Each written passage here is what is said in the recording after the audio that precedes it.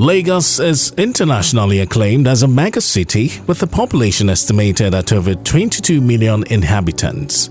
Inherent sector management weaknesses have affected the public transport system in Lagos for decades. Recognizing the need to improve the transport sector in Lagos State, a number of studies were conducted in the 1990s to define appropriate solutions. The problem of transportation in Lagos started as far back as 1970. And as a result, you find out that people were traveling 4 hours from the island to the mainland and going back the same way. And the reason being was that the federal capital as well as the state capital were both in Lagos. So that generated a lot of demand in terms of movement of vehicles. The Lagos Mass Transit and Transport Systems (LMTS) Management Program study was undertaken in 1992. This work set out to identify actions necessary to address the complex transport situations in Lagos. The government was very much concerned with the problem of traffic congestion in Lagos, and they decided to conduct a study which was actually very interesting. They engaged the World Bank, and the World Bank came up with a study saying that Lagos has about 105 individual agencies who are managing traffic in Lagos. Hence, there is no coordination, no collaboration. Everybody is just doing whatever they like. And that led to, and the recommendation was that there should be a single agency. From 1999, when Asiwaju Bola Ahmed became the governor of Lagos State, somehow he got hold of that reports, and he now needed to work on the problem of transportation because it was one of his mandates, and that led to sourcing the right candidate to lead that project, and fortunately I happened to be the person that was identified. Lamata was established as a semi-autonomous corporate body with perpetual succession and an independent board responsible for formulation, coordination and implementation of urban transport policies and programs in the Lagos Metropolitan area. Lamata was indeed a World Bank assisted project under the Lagos Urban Transportation Master Plan. This was a master plan that had been properly put together and envisioned by the administration of our current president, President Bola Ahmed Tinubu, then the governor of the state. The first thing we identified in the establishment of Lamata was that we need to have a declared road network. And the purpose of declared road network is what you call public transport roads. That is the road where majority of the buses go through. And we now decided that it will be the responsibility of Lamata under the law for the maintenance of this road. Lagos Bus Rapid Transit (BRT) is one of the signature proposals of the STMP. The Strategic Transport Master Plan is actually a document that highlights the framework required for planning, for implementation, and the monitoring of transport infrastructure in Lagos, as well as services over the next 2.5 decades. The pilot Ikorodu TBS BRT is the first example of a comprehensive and integrated approach to improving public transport in sub-Saharan Africa. The population from Ikorodu actually is quite a lot, and a lot of people are coming from Ikorodu, so they will drive all the way from Ikorodu and park at Mile 12 and then take the BRT to TBS. So we now said, instead of them driving down to Mile 12, why can't we extend to Ikorodu so that it will be easier for them to just take the BRT from there straight on to TBS. And with the support of the government of the day, and as well as the World Bank. It was well accepted. Even the people of Ikorodu were very happy about that. The World Bank acknowledged that apart from moving passengers on Mars, the BRT system provided jobs for drivers, inspectors, ticket sellers, and mechanics, among others. Besides, Lamata also rehabilitated roads under its Declared Road Network (DRN), which aided seamless origin-destination trips to jobs, markets, hospitals, recreation centers, etc.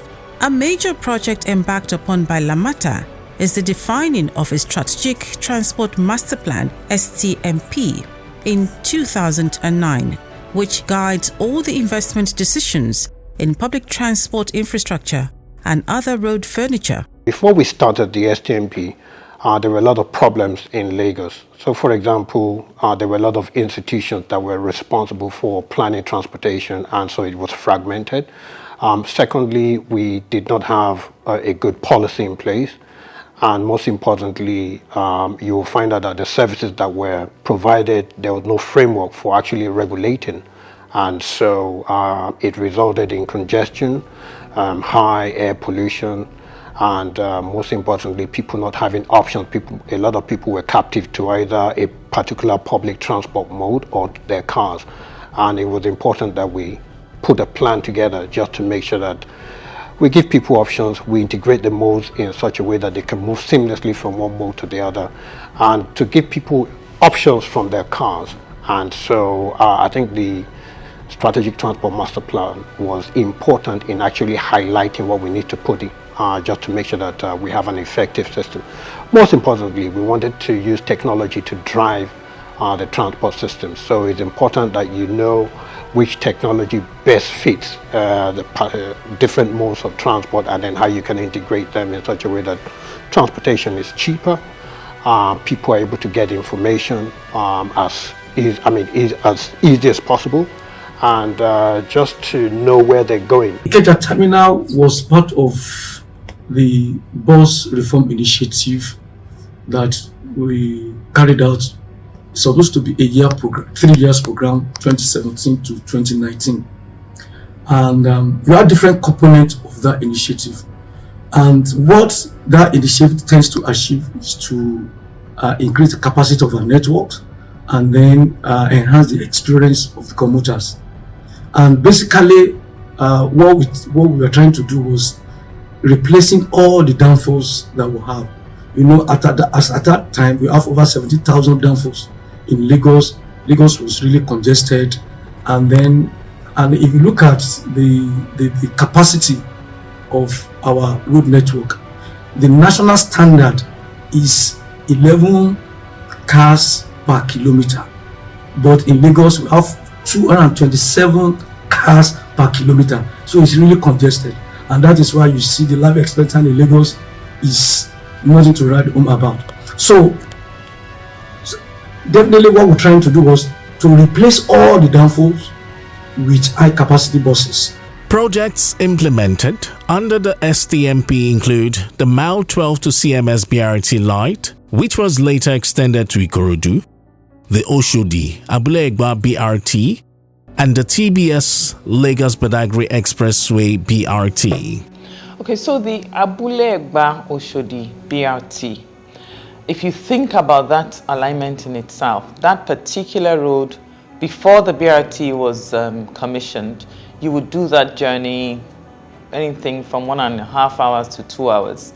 But on the completion of the BRT, that journey you would take no more than 35 to 45 minutes maximum. So it's achieving a key milestone for Lamata, which is reduction of journey times. And the population of Lagos have indicated their satisfaction with it. The same thing goes for the Lagos Badagry Expressway BRT system, and that particular one has been particularly useful in alignment with the Blue Line rail that we have now. But if you think about that corridor in itself, it is quite congested, and the provision of a BRT along that corridor has also been very useful. It's reduced journey times, which is one of the key reasons why we put BRTs within the system, and it's moving a lot of people. But the biggest thing is that it is also providing connectivity to the new rail system that we have now.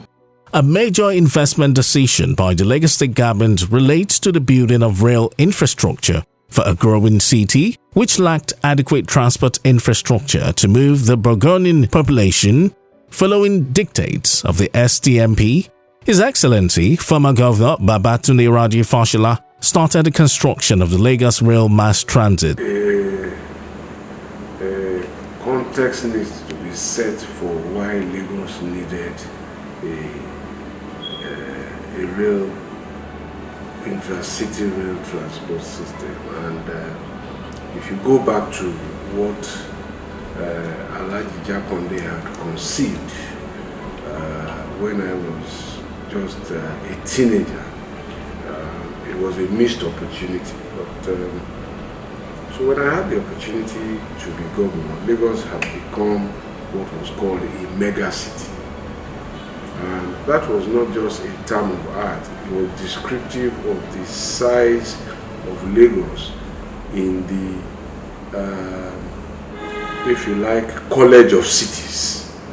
And cities that had, I believe, 10 million people and above were classified as mega cities. So they were like giant cities. Successfully completed 4 of the 5 stations of the first phase of the rail line at National Theatre, Igomu, Alaba, and Mile 2. My predecessor in office then, Governor Tinubu, now president, was pursuing the red line because there were 7 lines. Was trying to deal with the red line, but of course partisan politics at the federal government level made it difficult. And so when I took over from him, my thinking was very simple. If we can stand on 2 legs, why should we stand on 1? Let's attempt the blue and the red together.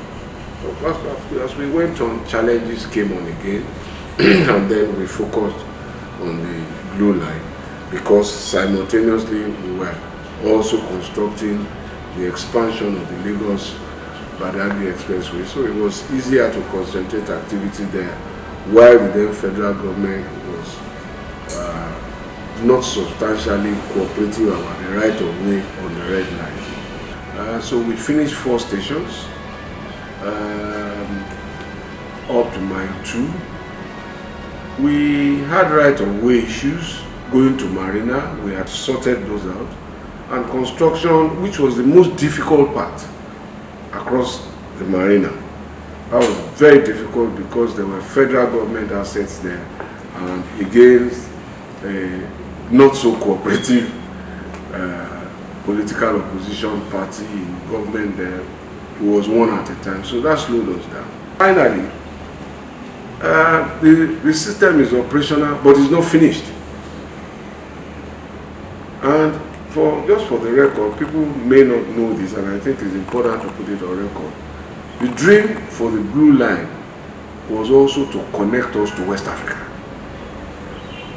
And it was my thought that once we reached Badagry, we are going first to Okoko. Who knows, in 20 years, 30 years, the economics, the traffic around that area will justify the extension, and you get to the border.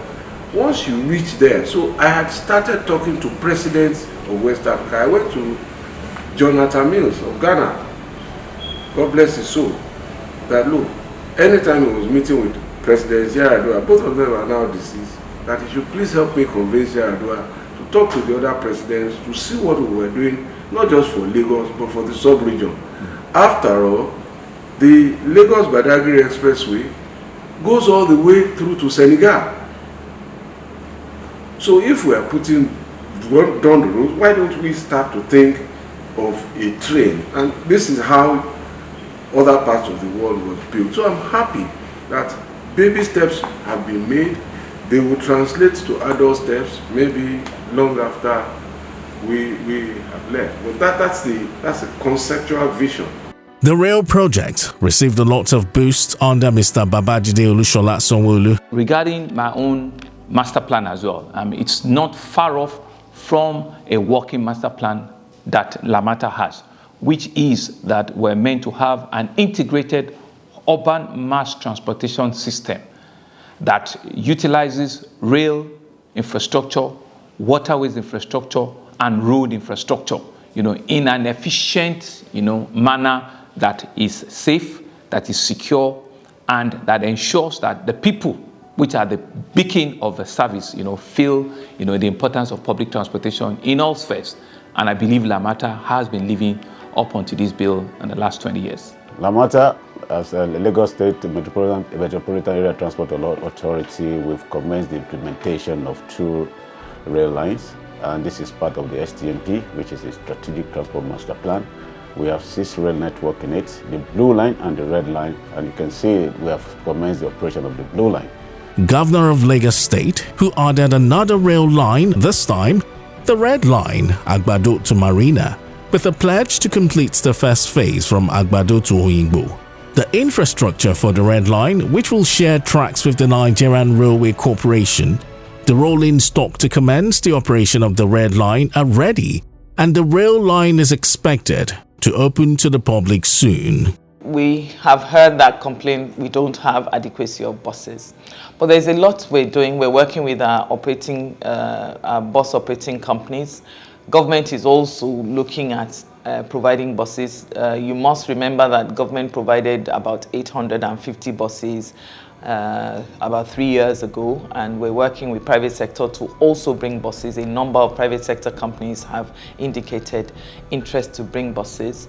The federal government is also doing some palliative systems now, where they're looking at helping states to procure more buses. Lagos is actively engaging in that process.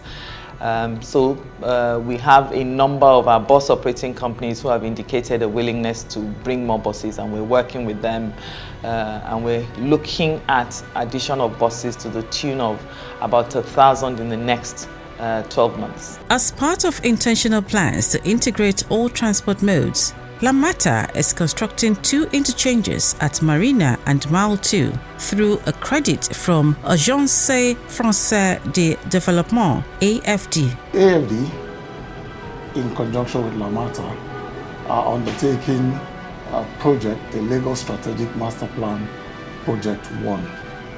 This project consists of the development of 8 quality bus corridors, 2 interchanges, and a number of thematic studies that will aid the management of the transportation sector. The Marina and Mile 2 iconic multimodal interchange projects enhance connectivity between rail, bus, and water transportation. We have 2 interchanges that are in the pipeline. The design for those 2 are completed. There's one in Marina and there's one in Mile 2. Those 2 locations are strategic for Lagos in terms of public transport. In Marina we have, and both Marina and Mile 2 actually, we have all modes of transportation that exist in Lagos. We have the road, we have the rail, and we have the waterways. And the whole point is to ensure that those 3 modes, you can interchange between them in less than 5 minutes. And that interchange also allows you to have connectivity and to ensure that you can do this position where I described, where you can start from home and end up at your destination, your office, your school, your hospital, wherever, utilizing public transportation. And these interchanges will affect that, will provide that effective connectivity between modes. These projects are expected to commence at the start of 2024. First quarter 2024. It is expected that these projects will assist in ensuring a multimodal integrated transport system for Lagos. To achieve this, Lamata is backed by a crop of professionals who are daily working round the clock to ensure that all transport projects within its purview are timeously delivered and within budget. To give, cognition to my predecessors that started the Blue Line, but thankfully we've been able to fast track it and complete it, and it's working, which is the phase 1 of it. The phase 2 of it, yes, we've also awarded the contract, and I can assure you that the phase 2 will not take half of the time that it took us from phase 1. Phase 1 was a learning process, was a difficult line because half of the line, or even more than that, is elevated. But thankfully, phase 2 is not elevated, probably only at the last point when it gets into, the stations, the service stations. So it's been awarded, and I'm hoping and I'm believing, and we're going to do everything possible that we finish and commission phase 2 before the end of my administration. We want Lagosians to have the full effect, to have the full opportunity to feel, the entire solution that the Blue Line brings, which is all the way from Okokomaiko to Marina. And so we're believing that the work that would start from Mile 2 going back to Okokomaiko should be completed, because that's where we're using a lot of creative funding and financing option to ensure that the contractor does not get out of sight, it doesn't abandon the job, and they've given us assurance that in 2 to 2.5 years it should be completed. I am a very happy man. I'm very happy in the sense that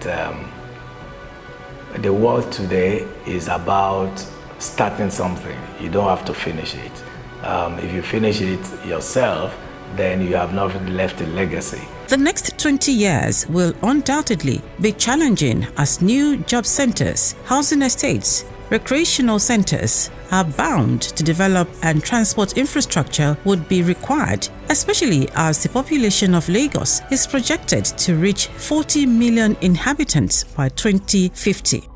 The transport system in Lagos contributes about 20% of the greenhouse gas. And what I expect in the next 20 years is that we will cut that by more than half. And so our transport network will be greener. You would have buses that run on CNG and eventually electric.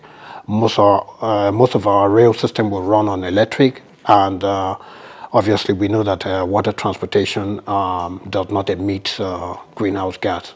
So I expect the network to be green. I expect it to be faster. And I expect it to be affordable and for it to be a good option for people to use to move from one point to the other. So kudos to you, Lamata. You have tried.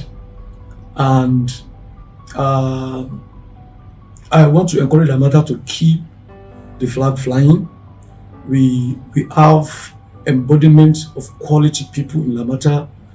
We have best brain that you can have anywhere in Lamata. And I want to really appreciate all the staffs for their work. People can see it, Lagosians can see it. Lagosians is identified with your success. Lagosians is identified with what you have been able to do. You have been able to contribute immensely to the economic development of Lagos State. I see a Lagos in 20 years with an effective integrated intermodal transport system that allows me to start from home fully confident that I can use public transport to get to my destination, wherever that is, and not have to take my car, and know that I can, one, afford it, and it will be on time, and it will be predictable. Lagos State transportation in the next 20 years, to me, with what we've done so far, we think we have set the template. And we continue with this template. We're going to see that we're going to have the 6 rail network, and then have more BRT, which is identified as the BRT functional. And then the effort the government is putting now is to enhance and then promote the transport, water transport as well. Lamata would play a major role in ensuring that the transportation system in Lagos is integrated and seamless, using the appropriate technology, especially homegrown ones. Lamata is poised to keep alive the state's vision for public transportation, which will keep Lagos moving. Well done, Lamata. Well done, all of those who have kept the torch flying and the torch flaming. Well done to Dr. Mobereola, who started this journey, and of course to Mrs. Akeanjuna, who has continued the relay. Long may it continue. May this results-driven enterprise continue. Congratulations.